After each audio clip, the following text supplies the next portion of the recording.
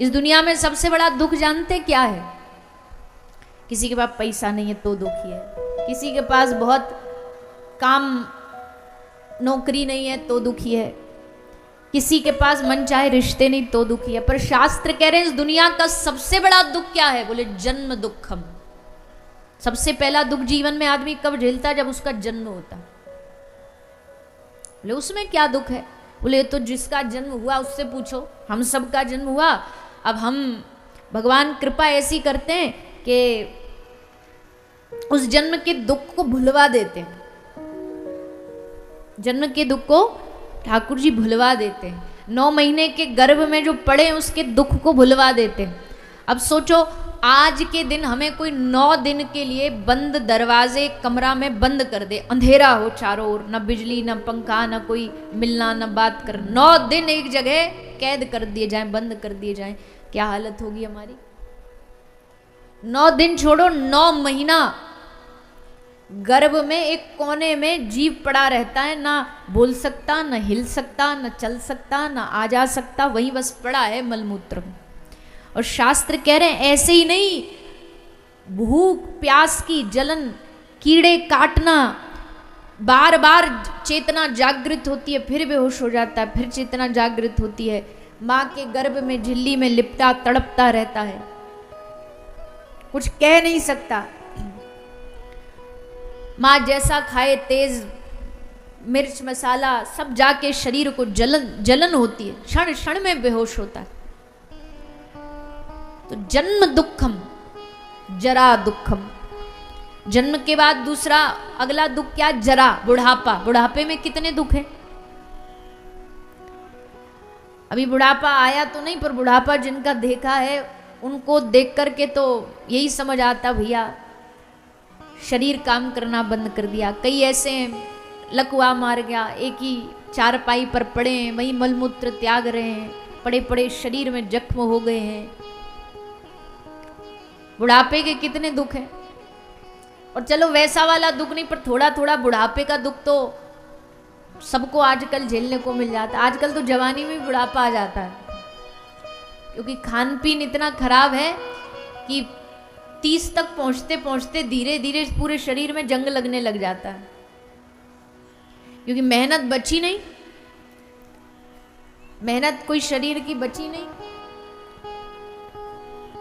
तो फिर शरीर भी धीरे धीरे, आज घुटने में दर्द, आज कमर में दर्द, आज गले में दर्द, आज सर में दर्द, दर्द ही पीछा नहीं छोड़ते। भर भर के एक एक थैला झोला भर भर के गोलियों की खानी पड़ती। आजकल इतना आदमी खाना नहीं खाता जितना गोलियां खाता है। सुबह का पर्चा, दोपहर का पर्चा, रात का पर्चा, खाने के पहले का पर्चा, खाने के बाद का पर्चा, सोते सोते का पर्चा, सब अलग अलग डॉक्टर साहब बांध के दे देते हैं। अब वो तेरा लंबा चौड़ा बिल आ जाता है। कोई एक बार हॉस्पिटल जा कर के कोई दवाई लेकर के आओ, कितना तो जरा दुखम, जया दुखम पुनः पुनः, और अंत काले महादुखम। कहा कि इन सब से ऊपर अगर कोई दुख है तो अंत काले महादुखम।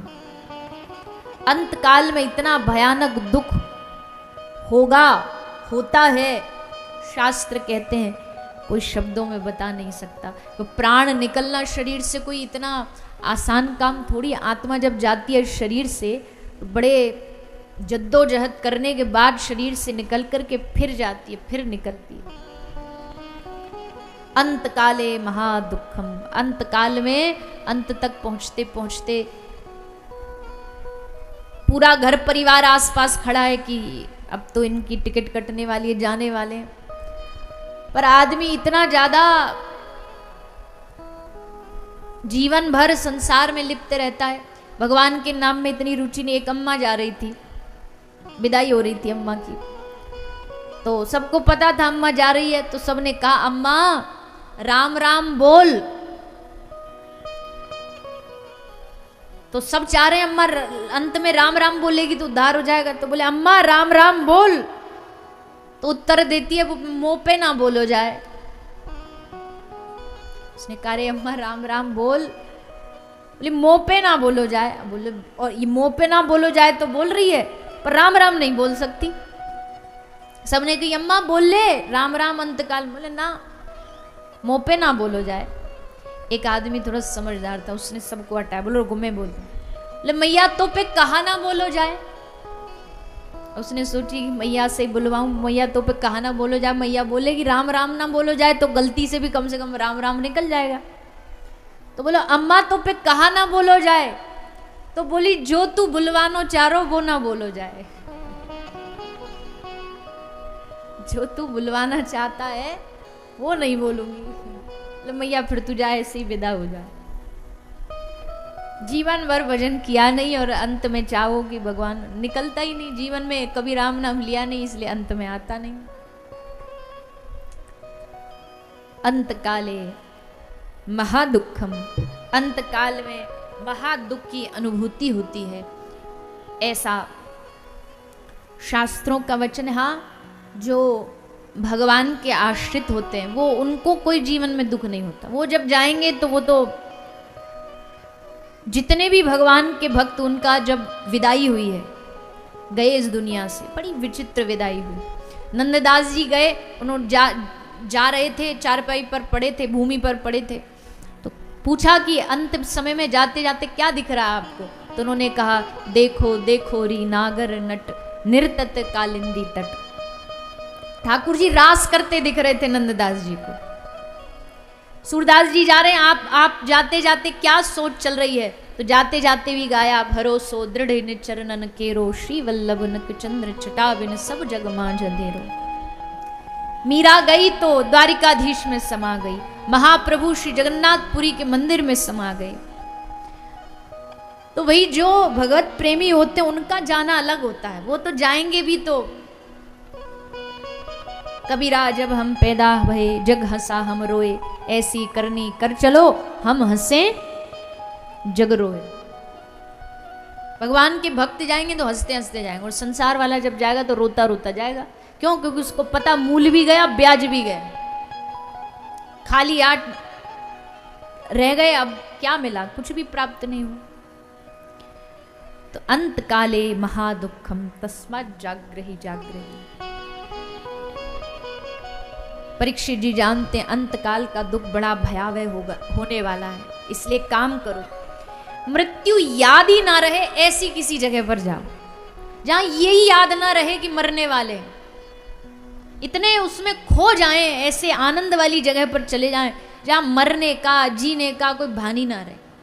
तो ऐसी जगह कौन सी है? बोले ऐसी तो जगह वही हो सकती है जहां संतों की सभा लगी हुई है। संतों की सभा में बैठेंगे तो संत जन हमें भगवान की चर्चा सुनाएंगे। इसलिए गंगा के घाट पर संतों का समूह लगा हुआ था। श्री राजा परीक्षित वहां जाकर के बैठ गए। अतः पृच्छामि संसिद्धिम योगिनां परमं गुरुम पुरुषस्य यत् कार्यं म्रियमाणस्य सर्वथा।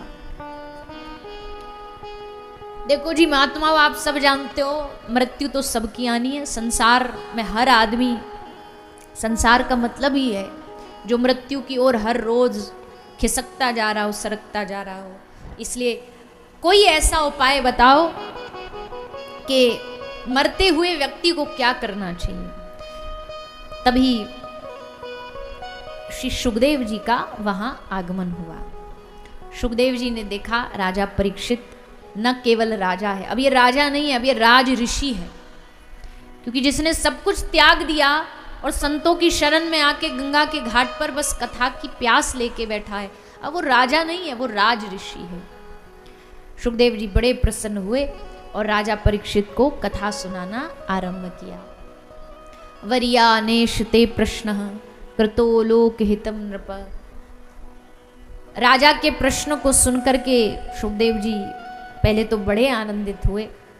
प्रश्न से ही समझ आ जाता है कि ये आदमी कितने पानी में है। जो प्रश्न करते हैं ना संतों के पास जाके, उसी से समझ आ जाता है। जैसा प्रश्न होगा साधु समझ जाएगा कि भाई इसके जीवन में कितनी भक्ति, कितना धर्म। अगर अपने ही बाल बच्चों के बारे में पूछता रहेगा तो मतलब इसको भगवान से कोई लेना देना नहीं। और कोई अपने स्वार्थ को छोड़ करके अपने कल्याण का मार्ग पूछेगा तो साधु समझ जाएगा कि ये भक्ति और धर्म के बारे में जानता है।